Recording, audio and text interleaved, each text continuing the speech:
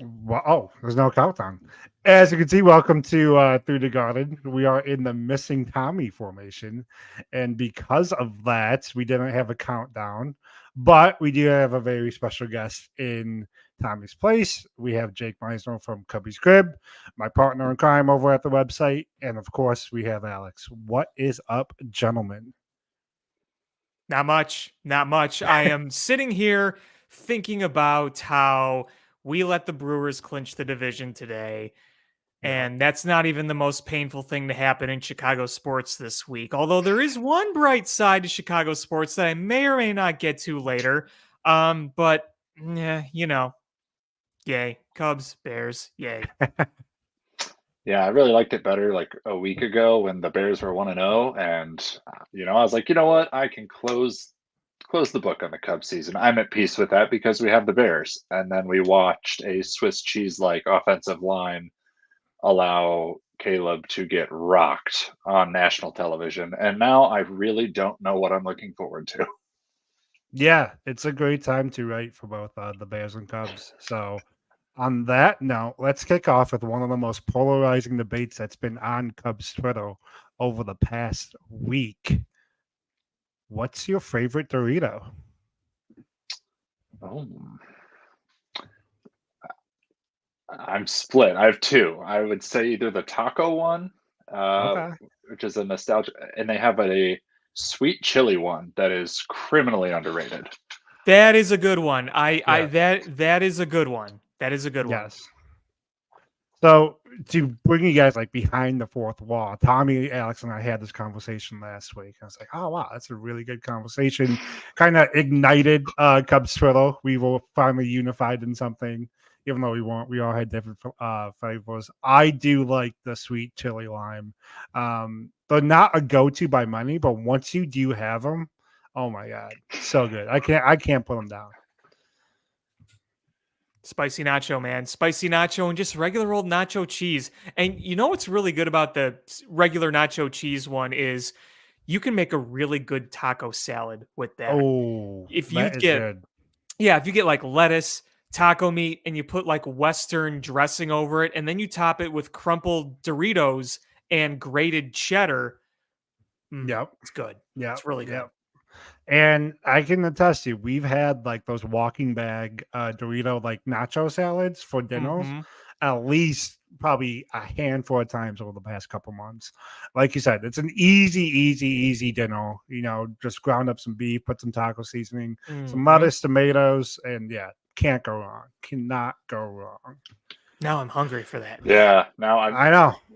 I actually I had a grocery delivery at like 7 o'clock, thinking I'm gonna save myself a trip to the store. Well, Nope. little Might joke was on be. me. Joke was on me because only half the bag showed up, so I still Oh have to go to the no. store tomorrow. Yeah, yeah, But I yeah. guess now I can stock up on Doritos. So There you go. There you go. Might Sweet have to chili do lime. that myself. Though I discovered a new chip. I went to Woodman's Market for the first time ever, which, uh, by the way, holy crap, big ass Hmm. store. Yep. But you guys know the chips Takis? They come in like Yeah. the bluish bag.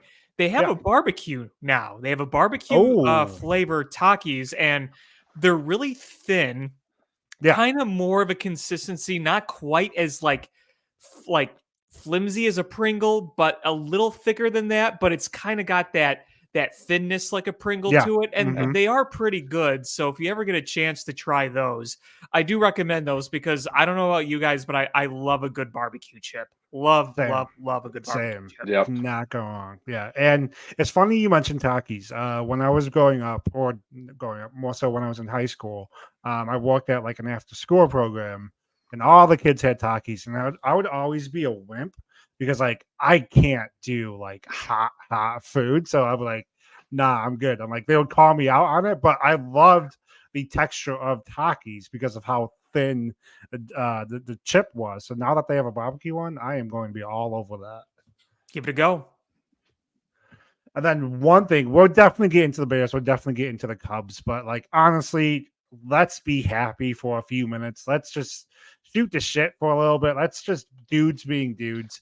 One thing I was going to bring to the podcast is I find myself at the end of each night checking that my doors are locked multiple times.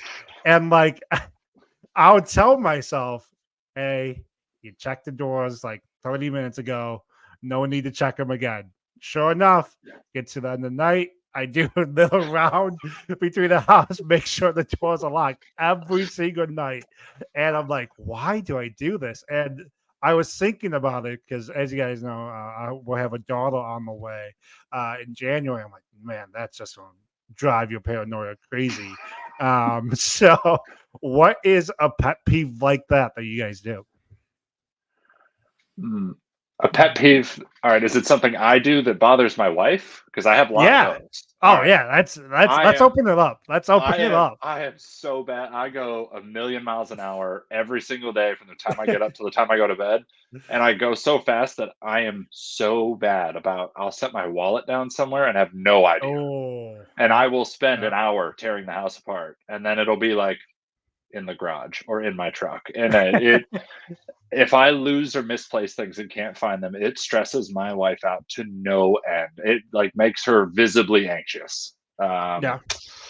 So yeah, I need to be better. I am trying to be better. At least with my keys, I have a tile, so I can just or I have I one of the air really have to tags. get So one of like those. Yeah. Mhm. they have them now that you can slide in your wallet. That's what I really need. Yeah. If I have that, I'm done having problems in life. Like nothing will ever be lost again. Oh yeah. And I had an old man moment last week. I took Kendra out to eat to a steakhouse and I had just gotten like a new debit card, but the new debit card looked very similar to the old debit card. Like it was the same color, same, pretty much exact same number. So like I paid with the new debit card. I look at my wallet. I see like because I have one of those Ridge wallets. So I see like the corner of what I think is my new debit card. I'm like, we are set. The next day I go to pay for something. It's my old debit card. And my new debit card was still at the restaurant. But here's Oh the thing. no. Here's the thing of how lazy I am. The restaurant is less than like a 5-minute drive from our house. Instead of just taking that drive, I just ordered a new debit card through the app and just waited for it to come to the house because I didn't want to deal with the embarrassment of going into the restaurant and be like, "Hi, sorry, I paid, but I forgot to take my debit card." They didn't call you? I mean, No, because like I don't think I with my debit card, it's not like my phone number was on the thing or like on well, the bill. no, Yeah. but I just thought that there was a way they could look you up or Or something, but maybe I maybe they don't know. call the bank and the bank, yeah, but Right, no, exactly. Like, yeah, yeah. you get the bank, they get the information. Hey, we left this card. Because I'm sure there's got to be some sort of protocol for a restaurant to. And it had to have happened before. Like I oh wasn't the yeah. first one to Oh invent this, God, but no! It probably yeah, happens every day. right. But yeah, that was my old man moment recently. So that was fun. Alex, what about you? What's something that's a pet peeve or something that you just a tick that you do that you just don't know why? Okay, so this has always been a habit of mine since I was a kid. I will obviously eat through a lot of food, and like every human being, I have Yeah, to go shopping to buy more food. yeah. And there are so many instances where I know the fridge has very little in it. And then every hour I'll go back and open the fridge looking for something, almost like thinking something is going to Yeah. magically appear. Yep. Like I go in there thinking, "Oh, look, there is a nice new package of salami sausage that I bought. Oh, hey, look, a whole new thing of Hawaiian punch. Hey, Yeah. look, more mini Pepsis that I want to drink. Oh, look, the leftovers that I ate but suddenly reappeared." It's like I always go back in thinking I'm going to find something new when all that's left in the fridge is, a thing of like cranberry juice, some sticks of butter, maybe some cream cheese for a bagel, and one slice of American cheese from the deli from like last week. Yeah, yeah. Oh man, those trips to the fridge when you know nothing's changed, though, I definitely can relate because I've made that at least once a week. Yeah. All right, boys, let's get into it. We waited all day for Sunday night, Bears versus Texans, and what we saw was a script we've seen far too many times. The Bears, to their credit, they were within one possession of taking the lead, potentially winning the game. But to anyone that watched the game, they weren't really in it. And Caleb Williams died on the field. What were your thoughts when you guys were watching the offensive line implode in the second half? Thank God I'm not Caleb Williams. Yeah, Jake, I'm with you there. I'm with you there, buddy. Yeah. No, it was one of those, again, it just feels like the same old story. Like, I feel like we've been watching this our whole lives, and it's like, man, I feel like they've done a good job. Like, this roster is very talented. It's the most talented Bears team I can remember in a long time. But it's like, guys, how do you draft a quarterback with the number 1 overall pick, hand him the keys to the castle as a rookie on day one, and not have the foresight to be like, you know what would be helpful is giving him time to actually throw the ball. Yep. Well, one thing that just really concerns me is I sat and watched during the day. I watched the Vikings with Sam Darnold beat the 49ers. Well-coached game. I sat and watched Matt LaFleur put together a master class without his quarterback and dominate the Colts. Granted, the Colts did not play well. No one's going to deny that. But you schemed exactly how you should have. And I sat there thinking, how can I say Matt Eberflus is on par with Matt LaFleur or what they have in Minnesota? Yeah. They played Dan Campbell and the Lions pretty tough. They should have been 2-0 last year, but I can tell you right now, the difference between the trenches in Detroit and the trenches in Chicago are night and day. Night and day. I'm so glad you mentioned the Packers game because, one of the things we talked about last week was, Jordan Love is going to be out. Malik Willis can't throw the ball. This is a banner time for the Bears to take advantage of gaining some ground on the Packers. And then, like you said, Alex, what we saw from Matt LaFleur with that game plan he had for Malik Willis was nearly flawless. I think Willis completed 12 or 14 passes, over 100 yards. But what was impressive is he committed to the running game in a sense that even though the Colts knew they were running the ball, they couldn't stop it. And he had a strength. He knew how to exploit the weakness of the Colts. And when I'm watching the Bears, and to the Bears' credit, I will give him credit. Caleb Williams, to open the game, I thought looked good. The offense was flowing. He was playing on task, but then the offensive line just imploded. And I wonder, what is this team's identity? Like, what, when shit hits the fan, is this team going to fall back on as the thing they know they can do right, and they will execute it every time? Because through the first 2 games, I can't say there's anything besides their defense. And we saw on Sunday, when you're facing a quarterback that's not going to hand the game over to you, it's going to be a struggle to win those games. Yeah, it is. And I think, too, a lot of people talk about the offensive line in relation to Caleb Williams. I think they couldn't run the ball. You couldn't even establish a run. They were going backwards. You couldn't run on the outside. You couldn't run up the middle. And you couldn't execute a screen pass because you couldn't block on any of those plays. Oh, bye, Jake. It was just like you couldn't do anything because of the blocking, because people say, offensive line, can't block, Caleb Williams making excuses. No, that's not the point. The point is you couldn't block in any scheme, in any part of the offense. Every run that you try to go to the outside, practically every run lost yards because of that.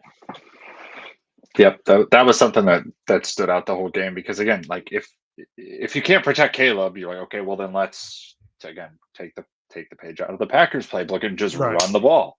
And nothing. I don't think they had any significant run play. I don't think they had one over 15 yards. No, they didn't the previous week either. I mean, I think the best run was at the end of the game when Swift had that hurdle, and that was just trying to put the game away. And that wasn't even like a 20-plus yard run. Yeah. And it's concerning because one of the first moves that the Bears did in the offseason was jump ahead of the market and sign DeAndre Swift. Now, while I do like the Swift signing, I think there's a lot to like of the game that he brings to the Bears offense.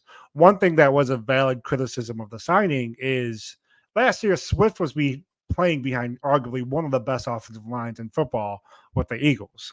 And if you look at his expected yards per carry, when you take out the factor of the Eagles offensive line, it's not that great. So what makes me concerned now moving forward is DeAndre Swift a running back? Well, the offensive line has to be perfect for us to fully see the complements of his game.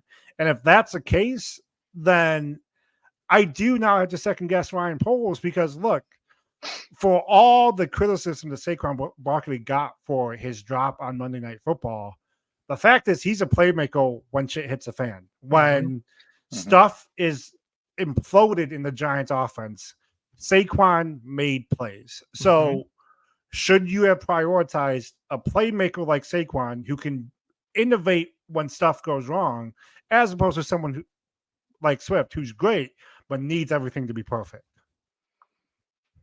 Yeah, it's been interesting. My wife's never been a big football fan, and this year at work they did a fantasy league, Okay. and I feel so bad because she not only has Swift as her running back, but she also has DJ Moore, which Oh no.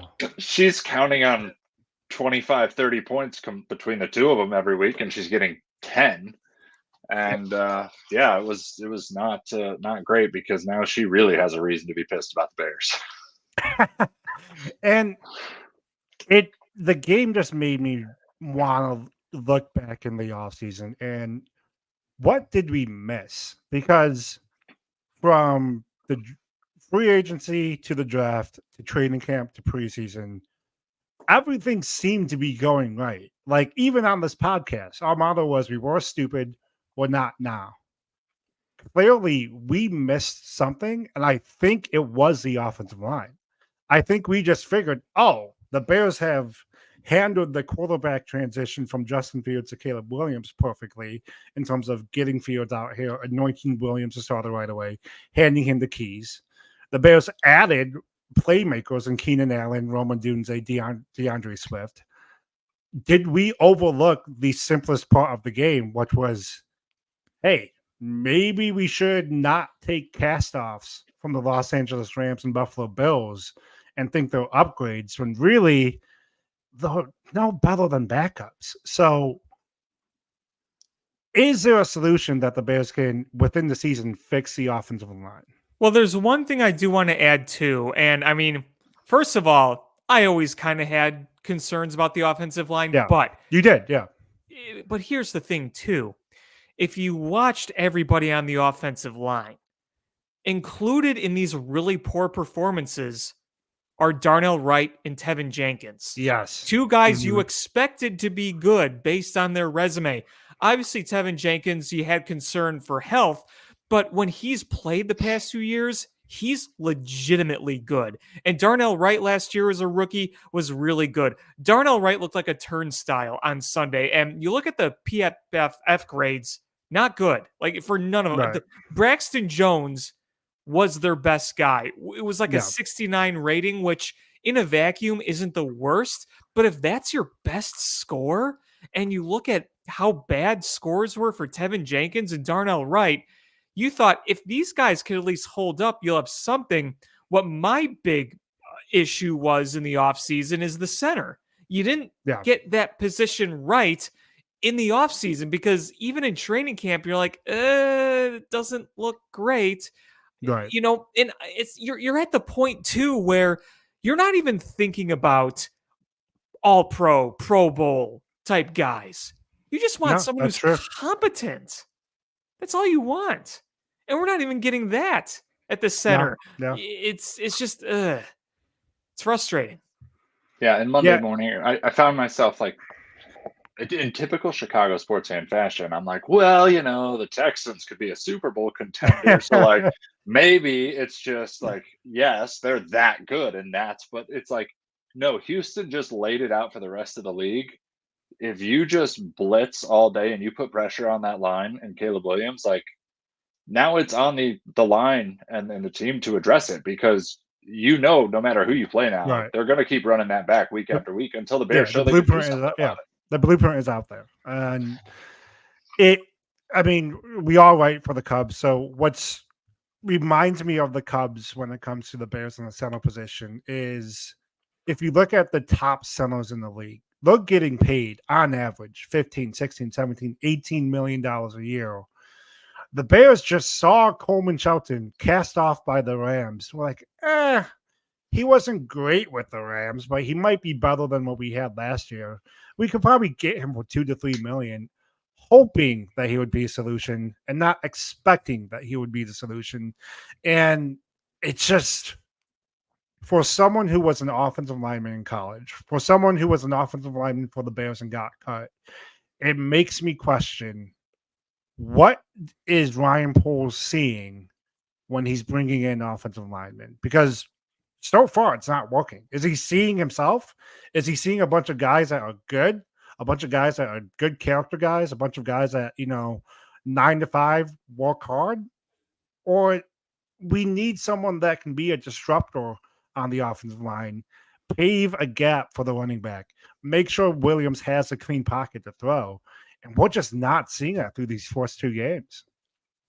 No, we're not. And I mean, that's the thing too, is you can look at the Texans game and say how bad it was. It wasn't good in week 1 against the Titans either.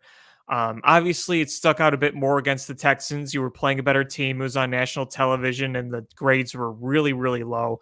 But you got to also wonder too, the offensive coordinator, Shane Waldron, how has he got this all lined up and schemed?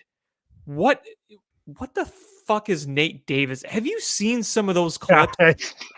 Like Nate's been going viral this week. Yeah. What is he? Yeah. I don't understand. Is he just blatantly missing an assignment? Like, does he not know who he's trying to block? Does he not understand the play? And I mean, think about it too, is you can't open your playbook like this. And I mentioned the run, I mentioned screen pass, but one thing that I've wanted to see Caleb Williams do is see how he does with play action. You can't do that if you can't run the ball. Right. You know? Yeah. I mean, it's concerning that at least once or twice each season, there's a viral clip of a Bears offensive lineman where you just wonder what is going on upstairs, whether it was Cody Whitehair last year blocking his own guys or Nate Davis on Sunday missing his first block, moving up a layer, missing his next block. And here's the thing. It's not like the guys are just barely missing with him. He's not even close. No. I mean, and it makes me think, what was the vetting process when you looked at Nate Davis with the Titans and you decided that's the right guard that I'm going to pay and be a part of the solution for the offensive line? Because we saw it last year. Unfortunately, he did have some personal issues going on, which we're always going to, sympathy for that. But in season, it wasn't good. This season, he barely practiced in the preseason. He barely played during training camp. And now we're seeing the same struggles. For a Bears team that said it was going to be very hard to make this roster, apparently it's pretty easy because the talent on the offensive line hasn't been great. No. So anyways, Wednesday is turn the page. The first injury report came out. And who do we see on there? Our boy Keenan Allen. Once again, did not practice with a heel. Some are speculating that it's plantar fasciitis. How do we feel about Keenan's chances of suiting up on Sunday? Not super great. I liked at the time the Keenan Allen move, but coming into the season, I said, if I have one concern, is that age is going to catch up to him. Right. And when you are of that age and you are battered as you are, and I've never had plantar fasciitis. I know plenty of people they said the pain can be so unbearable at times. Right. And Joakim Noah had it for so many years on the Bulls, and that kind of cut his career short, a career that was very, very good. And again, it's not like he's 24 or 25. He's over 30. I'm not going to write him off yet, obviously, as a move, but this was a concern I had. And, if he misses another week, hopefully you can get by if he can actually run the ball this week against the Colts. But you don't like to see it. Yep. Yeah, and I think it's something I if you can look at him and say he sits against Indy and then he's going to be ready to roll, fine, that's great. Right. Sure. I don't want him at 40% against Indy, and then it's like, well, this just got a whole lot worse. Like, I feel like we see that with the Bears, we've seen it with the Bulls, we've seen it with the Cubs. Like, no, if he's not good to go, don't put him in it. Like, do not do this, because a whole lost season is like, that would be disastrous for just given the expectations around Allen. So I just, when I hear about plantar fasciitis, I always think of Albert Pujols. The dude could barely walk at the end of his career. Like, he was just hobbling around, and it's like, if that's the issue, like, we're in trouble as it is. But if it's something else, if it's a heel contusion or whatever else, great. Give him the week. It's not ideal, obviously. We want him out there, but like, just get him healthy. Don't let this be something that in week 14 we're still talking about. Right. And if you go back to week 1, he was a focal point of the offense. He was targeted 11 times in that week 1 win over the Titans, only 4 catches. One of the reasons why he only had 4 catches is he was limping pretty noticeably almost after every single target that went his way. And it's just like you were saying, plantar fasciitis is not something that just goes away quickly. It usually lingers for the entire season. And when the Chargers traded Keenan Allen, everyone seemed to point to the contract. He's like, he wanted to restructure his contract. The Bears had the financial space to take him on, so it made sense. Part of me now wonders, did the Chargers see what happened last year when he only played 12 or 13 games?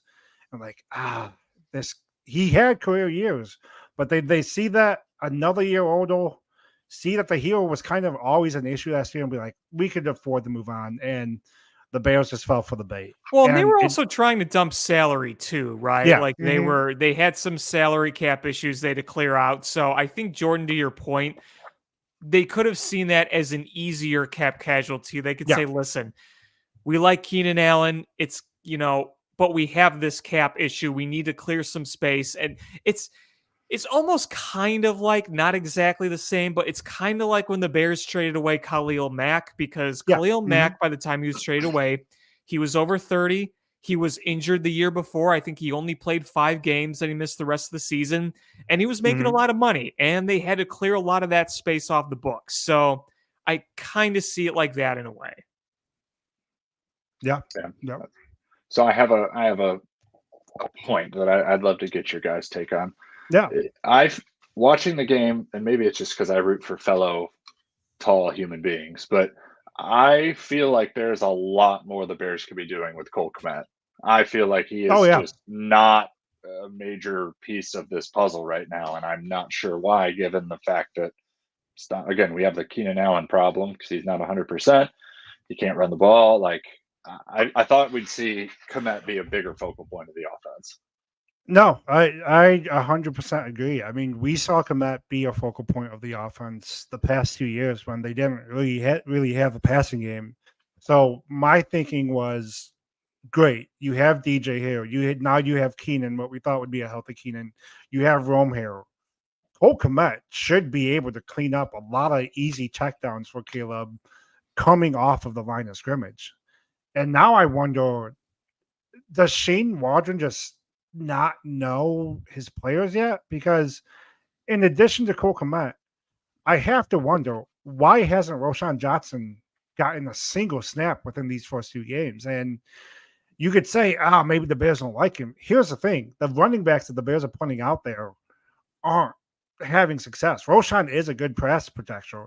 So maybe you put Roschon in the pass protection, give him an extra second. And then Caleb, if it's Kmet, if it's Gerald Everett, you have check down options. I mean, I just don't understand, beginning with Kmet and Johnson, some of the personnel packages that Waldron is choosing.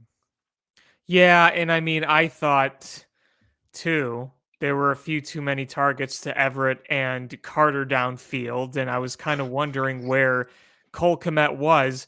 If Yeah. there was one thing I liked about Luke Getsy, he knew how to utilize Cole Kmet, and I think Yeah. he got the most out of Cole Kmet because Cole Kmet obviously has been here for a few years. He was drafted by Ryan Pace.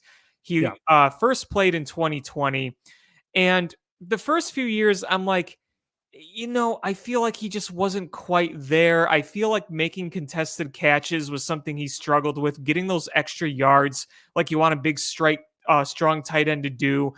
But when Luke Getsy came here, you saw him blossom a bit. And I thought that 22 and 23, you saw Cole Kmet become the tight end you wanted to be as Yeah. a receiver and just as a tight end to get extra yards and making contested catches. So Hmm. I don't know if Shane Waldron's still trying to figure things out. I mean, there's a lot of things on the offense that are still trying to work things out. The quarterback obviously being the biggest one, but Right. yeah, I do want to see more Cole Kmet as we go forward. Yeah. No, I agreed. So I think that could be an important element to Sunday's game is Cole Kmet because it does seem like the Bears are prioritizing Kmet as a blocker and Jared Everett as that pass catcher tight end, kind of working off the slot. I think Sunday's game sets up perfectly for Kmet because I think the Bears are going to emphasize trying to get the running game going. You can run on the Colts. But then, as you were saying, if you're able to run successfully, that should open the play action passes. So hopefully it's a case where Kmet starts in the block, there's a play action, and then he goes on a route because I think Kmet can be a very focal point of this offense, especially if Keenan isn't going to be healthy. Right. So with that, it is prediction time. Bears, Colts. Some people are saying this is a must-win game for the Bears. Gentlemen, what do we think? I don't believe in must wins in week 3. That's true. That's just not a thing. That's like saying you need to sweep a series in early April. Although we could have used a few more of those. I mean, I was about to say. But yeah, it's not a must win, but I think it's not a must win, but it's a must play pretty damn well. Like you need to look the part this week. If you lose, but Caleb finally gets off the schneid and gets his first touchdown, like people will feel better about that. If you can get the running game going, again, you'll feel better about that. I don't think there are any real concerns about the defense. So I think the offense just has to show signs of life and show that like there's progress being made. I think what Bears fans are really worried about is that it's just going to feel like you're watching a rerun of your least favorite show, and it's going to be like, what were they doing all week? This looks exactly like what we saw on a national stage last week. So I think the offense just has to show progress this week. That has to be. If they don't, whew, man, Twitter is going to be a dark place. It will be a fun place on Sunday night and Monday. Alex, what you got? Well, a week or so ago, I kind of didn't like this matchup going in. I remember, but I think there's an opportunity here. I don't think it's a foregone conclusion that the Bears are going to win. But I think that if you play good enough defense, obviously, if you can actually get the run game going and make it easier for Caleb Williams, then things can flow a little bit better. I think you got to establish the run early on because that's what teams have done. The Texans did it. The Packers did it against them. You need to find a way to do that. So if you can do that, you'll have a much easier time. I still think Richardson has some potential in him, even though he didn't look particularly great the year before. But the Bears defense seems to clamp down better in the second half. So, if you have it a game in the first half, second half, if you clamp down and you execute on what you need to do, then you can win. But I don't think it's going to be a particularly pretty game, but as long as you get a win, just get a win. Yeah, I'm along those lines. I think, well, actually, no, I'm not, because Funny story. Before we did the pod, I am doing a Bears franchise in Madden. I want to get my feet on the ground, see what it's like being in the trenches with the team. After a couple months running the program, I moved to the pros, and let me tell you, Anthony Richardson torched my Tampa 2 defense. He absolutely went crazy. I forget, they have like a wide receiver named Pierce. He had like 250 yards by halftime. I wound up, yeah, I know. I wound up losing 38-17. I don't think that happens in real life. If it does, there are major problems on our hands. I think the game's going to be much uglier. Alex, like you said, and Jake, I think they're going to emphasize running the game to get Caleb going. I think this is going to be the game where it might not be from quarter 1 to quarter 4 where we see it completely together for Caleb, but I think we will start to see it more consistently. We'll see some of that special that he had at USC, some of that special he had in the preseason. I will say 24-17 Bears win. All right. I had written down 21-18 Bears. Okay. So I think they're going to do it, but again, Alex, you hit it right on the head. It's going to be ugly. Yeah, I mean, I could almost see like a 2014 type game or a 2017 type game. So, hopefully I don't say that and Richardson torches us a new one, but he's you never dangerous know. in Madden. Let me say, he is dangerous in Madden. Wow, you'd give him the MVP after that performance. Speaking of ugly, in a series that kind of defined the Chicago Cubs season, dropping 2 of 3 to the Oakland Athletics. And Alex and I, we were talking about before Jake hopped on the pod. This series was a microcosm of the entire season. They won on Monday. Fans were getting, once again, hopes. What are the Mets doing? What are the Braves doing? We're making this run. And then what happened on Tuesday and Wednesday? They lost. They didn't score a lot. Bullpen gave it away late today. Little bit of everything over this season. And it's just kind of an icky feeling because when you lost, you clinched the division for the Brewers. The Brewers, once again, are going to the postseason and you're not. And it's just With such a gross manager, by the way. Yeah. They lose Craig Counsell to the Cubs. They trade away Corbin Burns. Oh, they're done. Ha ha ha. No, they're laughing in our faces. And honestly, they look better. They look even better than they did the past few years. And they're only going to get better. They're not going away anytime soon. That Brewer team. They might win the next 5 division titles at this rate. Jackson Churio, he's going to be a star. Looks like a stud. They keep doing an amazing job, and I think we're only seeing the beginning of the Brewers. I hate to say it. Well, look at how well they're playing. Keep in mind that they've been doing it for the last month without Yelich, who all of a sudden decided, like, I'm a dude again. 153 OPS plus. Like, he was good again, which for the past few years, that's like the only thing we've had going for us is like, oh, Yelich has come back to earth and like a 101 OPS plus 109. Like, cool, pay him $25 million a year to be league average. Cool. Right. But then he flipped the switch this year. Pat Murphy's manager of the year to me, hands down. It's not even close. Easily, yep. Just another kick to the balls to us. Yeah, it's so frustrating. Like, I remember the absolute vitriol in Milwaukee when Counsell came to the Cubs last fall. Yep. Oh yeah. And then what really stood out for me, I felt like the Brewers were going to be a problem in spring when Pat Murphy went in and basically said, you know what, F those guys. If they don't believe in us, all that matters is the people in this room do, and we're going to have each other's back, and we're going to bust our asses, and we're going to show everybody that just because Craig's gone or Corbin's gone, that doesn't mean we're done. And man, they have put their money where their mouth is. They have backed it up at every turn. And yeah, I mean, they're a really good team. They're a really good team, and they keep getting more out of less year after year. So hands off to them. Yeah, I mean, it's what we said on the pod. It's Jake. It's what you and I messaged about for months, if not years. The Brewers as an organization are what the clubs claim to be. The clubs claim to be a good baseball organization. They claim to have these top prospects. We'll see if they do.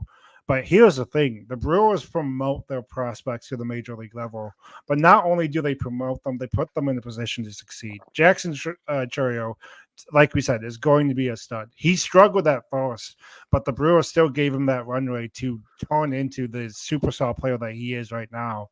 And it makes me concerned that the Cubs, even in their vetting of Counsell, who I still will die on a hill, that's a move you make 10 times, Yes. 10 out of 10 Yes. times. He's Yes. a better manager than David Ross. But I do wonder if the Cubs just saw Craig Counsell and be like, well, that's the reason why the Brewers are successful. And they didn't really do the internal evaluation of what everything it is that the Brewers do right and realize that, hey, it's great you have Counsell here, but you also have to get your organization in a place that the Brewers are in. And the Cubs haven't been in that spot since probably 2017, 2018, if you want to really twist my arm, but definitely not within the past 4 years. Right. Absolutely. Yeah, there was definitely an element of like, yes, we think Craig is a better manager than David. I don't think most folks would dispute that. But Right. there was definitely hey, this is an addition by subtraction thing. Like if we can pull Yeah. Counsell from Milwaukee, we feel like it will be detrimental to them. It'll give us a leg up, and he's especially in the one-run games in September, and like all these little things that he's done well in Milwaukee. And it's thinking that bringing in the highest paid manager in baseball is going to fix all your problems is ridiculous. It's putting lipstick on a pig. Like you have a flawed roster that you focus on making incremental improvements on every offseason instead of injecting impact talent. And you run it back and it's damn near the same team and you get damn near the same result. And then you're like, oh, what happened? Yeah. Yeah. And that's my biggest fear when looking at the Cubs for next year is I think the three of us are at a place where with Hoyle, we've seen too much word salads that he likes to use. But at the end of the day with him, it comes down to he's banking on internal solutions. He's banking on the top 100 prospects turning into blue chip players at the major league level. And here's the thing. You can't bank on that as your crutch. It's good you have it, but when you have it, you're supposed to use some of those chips you have to acquire actual known commodities to bring to your major league team. If Hoyer does that this offseason, I will stand up. I'll say, I judged you wrong. I didn't think you would do it. Tip of the cap to you. I don't think he will. I think he sees Pete Crow Armstrong and what he did these past 2 months as his silver lining to this season. He sees what PCA has become over the past 2 months. He sees the prospect that he has. And I think he wants to just die on the fact that his prospects will either be the reason why he gets a new contract at the end of next season or ultimately the reason why he's not here. Yeah. And I mean, one thing to think too is even if PCA is who this is, and I'm really impressed with him. I think he's got the chance to be a legitimately great player. You still have to go out and look in the mirror and say, you relied on so much of the very top happening. And when I mean by very top, I mean best case scenario for every single player. Like you evaluated the numbers, the outlying numbers in the best way without evaluating it the worst way. And, you had some guys not hit their ceiling this year that you expected to. I think Dansby Swanson has overall had a better season than some may think, but really killed you early on. Really hurt you early on. Obviously, Nico Horner hasn't hit quite the way he has in the past. Cody Bellinger, I think, has had a fine season in a vacuum, but you paid him hoping he was going to be more like that all-star MVP type, and he just hasn't quite been there. So it's like you put that all together. And just the fact that you say to yourself, okay, I see a team based on what I see on the field, what they have on the roster, and what they have said. You take all those things together, and what we feel is a team where they put this together intended to just get in. Oh, Yeah. if we just win 85 games and get in, it's like you got to shoot higher than that going Yeah, forward. You agreed. can't just shoot. It seems like the Diamondbacks just really enchanted the Cubs last year for what they did. Yeah. And sure, that can happen, but why not try to be the Texas Rangers who actually won the World Series? Yeah, They no, talk agreed. about the Guardians, and they talk about the Diamondbacks, and they talk about the Rays. Cool. Like I get why that's appealing, but at the same time, you're trying to be like the runner-ups.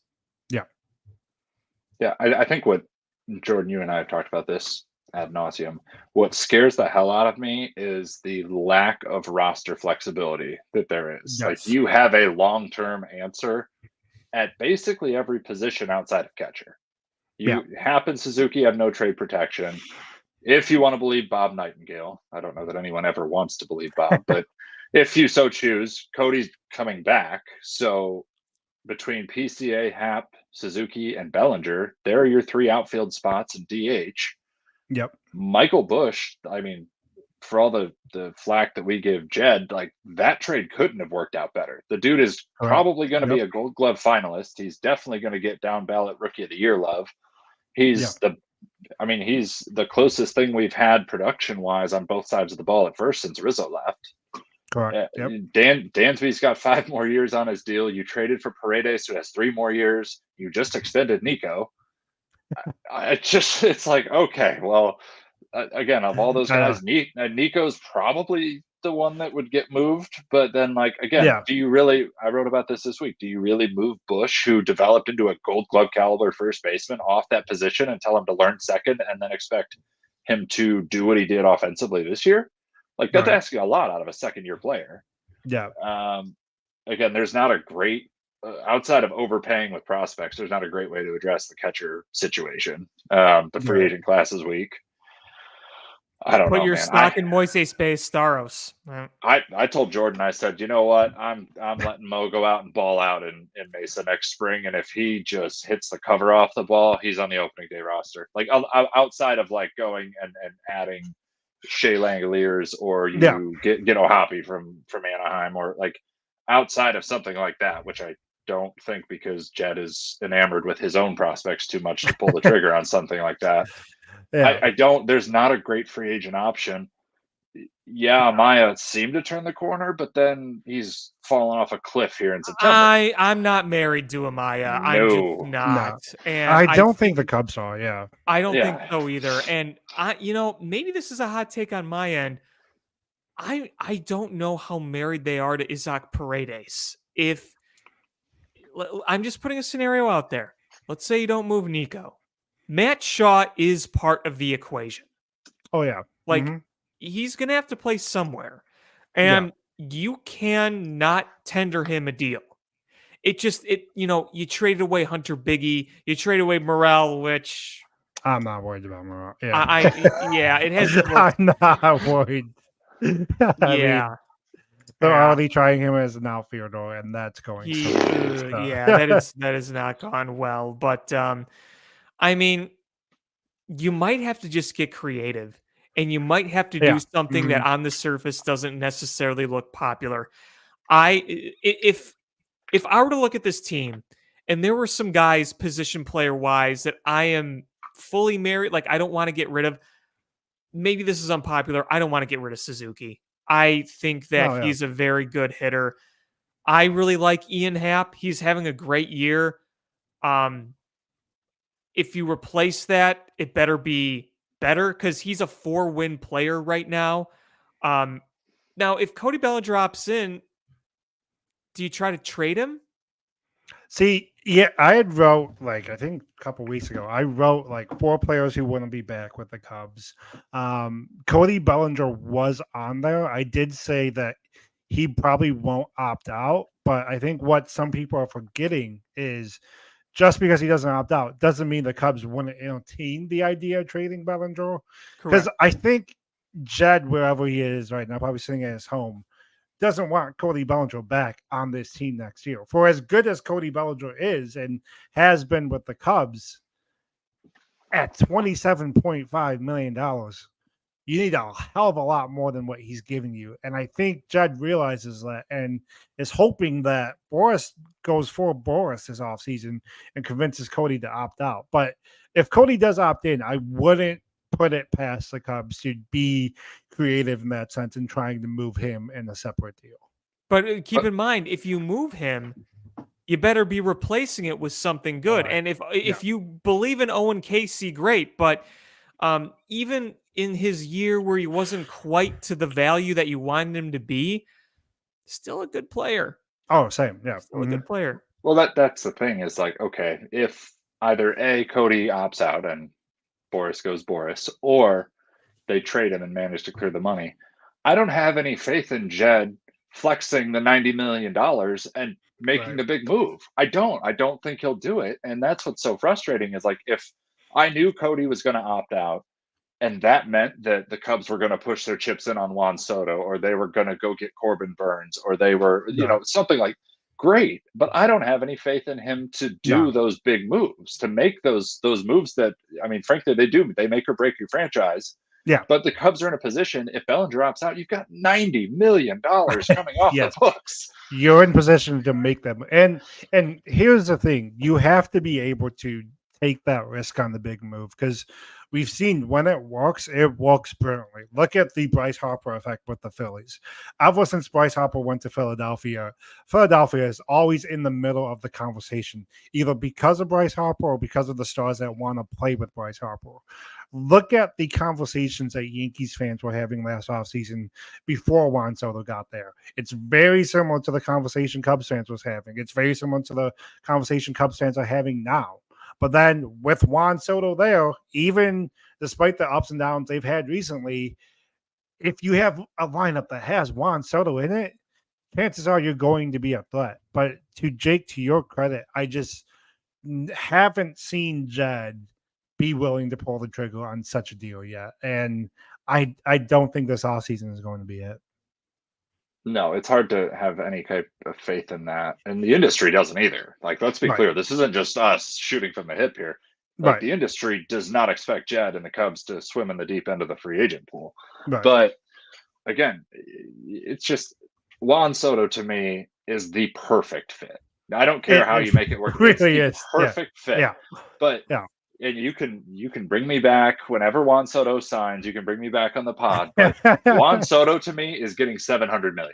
Yes, easily. Yeah, he's getting $700 million because if you stretch a 15, he wants one deal and he wants the biggest dollar amount. It's going to be 15 plus years at 40, 50 mil. Like, you're going to get there pretty quickly. But I can't even say with a straight face that we'll even talk to Juan Soto. We've never even given $200 million to a player. There isn't even a small fiber of me that's even considering that Juan Soto's coming here. It's not even worth talking about, in my opinion. We all know it's just hang on. We gotta get clicks at Cubbies Crib. Hang on now. Hang on now. It's frustrating though because the Cubs, they're one of the most valuable franchises in sports. The Ricketts family has turned Wrigley into Disneyland Midwest. Like, it's a cash cow, and it's frustrating because if ownership decided Juan Soto was coming to Chicago, Juan Soto would be in Wrigleyville next year. But again, Alex, to your point, it's a laughable thought. It's never going to happen. Yeah. Mm-hmm. And it's frustrating because, again, Bellinger wasn't what we hoped he would be. He, again, not a bad player. He's a solid piece. Yeah. But it's just that we're stuck in this limbo between, we have a roster that's pretty set, and to shake it up, Jed's going to have to show a level of creativity he has rarely shown. Right. And even if he does, and he brings in talent, you still have six top 100 prospects sitting at Iowa with no route to regular ABs. You can't have a Jackson Chourio situation because the Cubs don't have a position for any of these guys. So trade him for something great. Yeah, exactly. Exactly. if you've got 6 top 100 guys knocking on the door, that's valuable. Do something with it. If you're not going to give them the runway to prove it in Chicago at the big league level, great. Yeah. I don't care, but don't let them sit in Iowa for another year. Yeah, and last offseason, one of the big predictions at the beginning of the offseason locally was, oh man, the Cubs have these prospects. There's a big trade coming. There's going to be a big trade coming. There's going to be a big trade coming.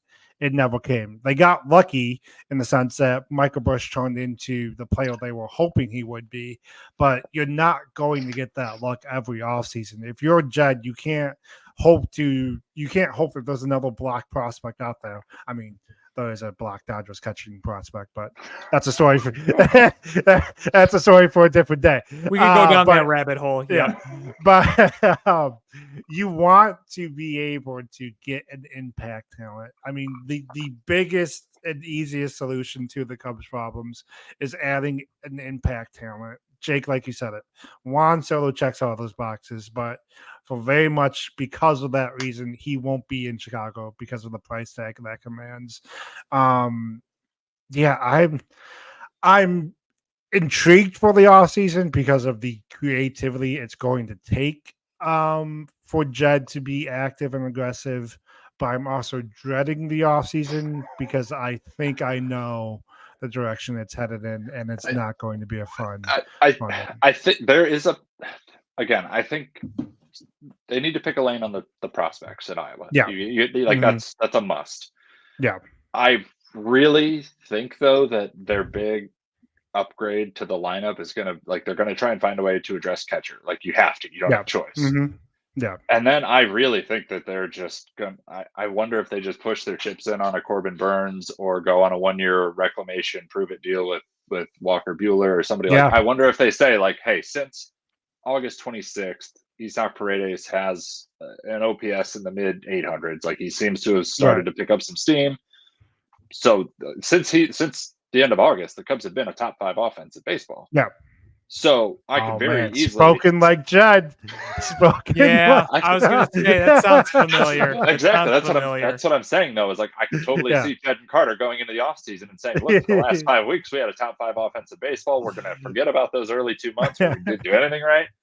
But I wonder if they take the route and say, "Look, there's not a clear position player fit for us. We are going to load up the rotation." Again, I feel like Ben Brown's a total question mark right now. He can't be the guy. It sounds like Javier Assad's going to be back in the rotation as your 5 guy, which is great. He worries me still, even after 3 years, because he outperforms his metrics.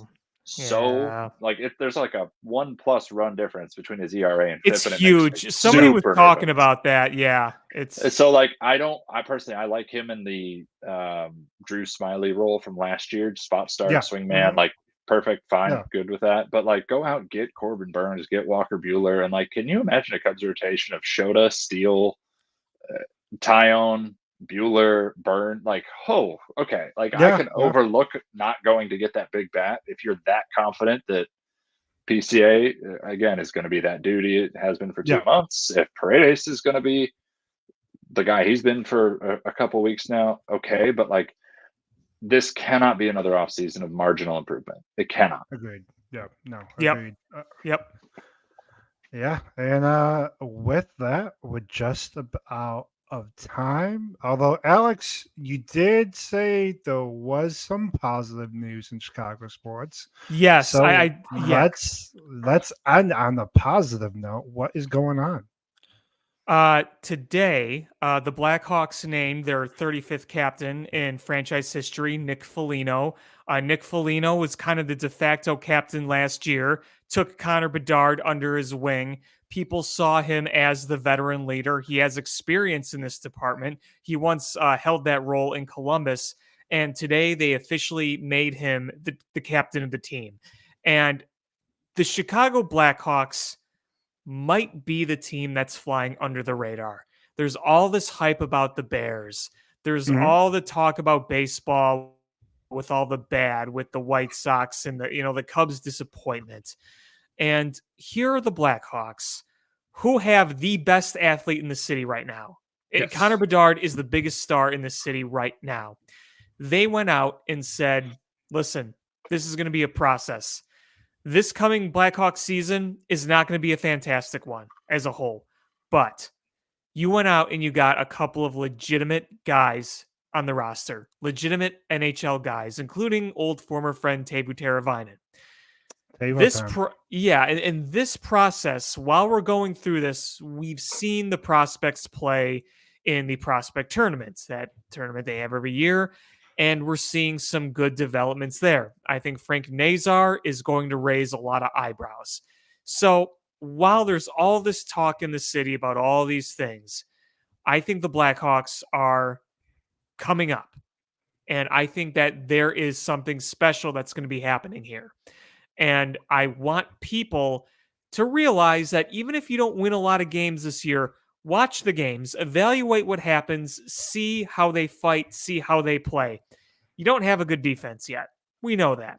Your goaltending is still a little sus. We know that. You don't have deadly lines filled with studs. We know that. But you've made improvements, and there's reason to think you can take a step forward this year. So let's just see what happens and try to enjoy this development. That's my spiel.